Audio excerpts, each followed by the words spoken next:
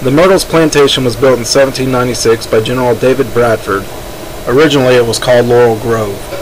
Mr. Bradford lived in this house all alone until 1799.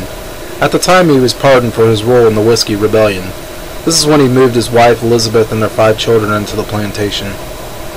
In 1808 David passed away and his daughter Sarah and her husband Clark managed the place after that. In 1830 Elizabeth died. Sarah and Clark moved away. The caretaker managed Laurel Grove until it was sold in 1834 to Ruffin Gray Sterling. Ruffin made major changes to the house.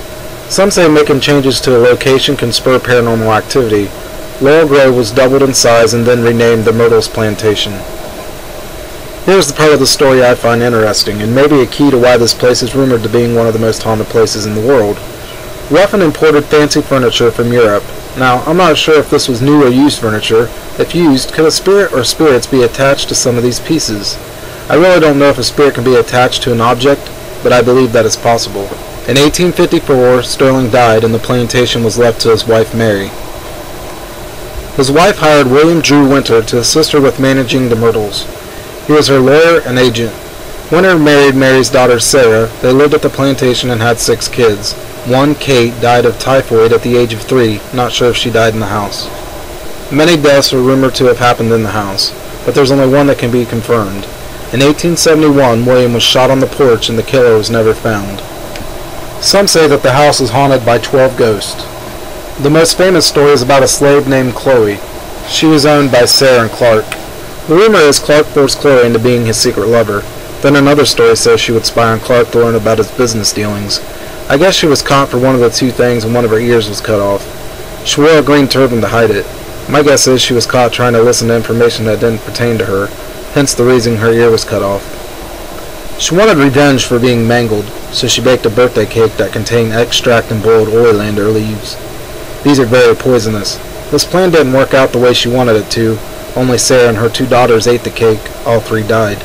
For this act, Chloe was hanged by some of the slaves and thrown into the Mississippi River. Why by the slaves? Either as punishment so none of them would get into trouble, or maybe it was an easier death than what Clark would have dealt. It's a wicked story, but there are no historic records that state that a slave named Chloe existed. One of Sarah's daughters, Mary, lived long into her adult life.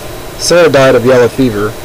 Going by actual known facts, this is an urban legend, but many have claimed to have seen the ghost of a woman wearing a green turban. Maybe she was a slave that got killed in another way. Another interesting legend is that Myrtles is built on an Indian burial ground. Some have seen the ghost of a young Indian woman. Even if it isn't built on a burial ground, who's to say a young Indian girl wasn't killed on the land before the house was even built? During the Civil War, Union soldiers entered the house and 3 people were killed. Blood from one of the bodies stained the floor. No matter what was used, the stain would not come clean. Another story, this one I find creepy, is about a young girl who died in one of the rooms in the house after being treated by a local voodoo doctor. It's reported that she will practice voodoo on some that sleep in the room. I won't be sleeping in that one, thank you very much. Last, and the one I believe most out of all these, is a ghost that is seen staggering or crawling up the stairs and then vanishes once it reaches the 17th stair. Rumor has it that William Winter, after being shot, made it into the house and staggered up the steps and died on the 17th step before he could get help.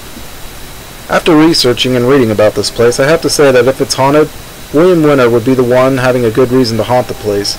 Maybe someday I'll book a room to see if I can record any evidence.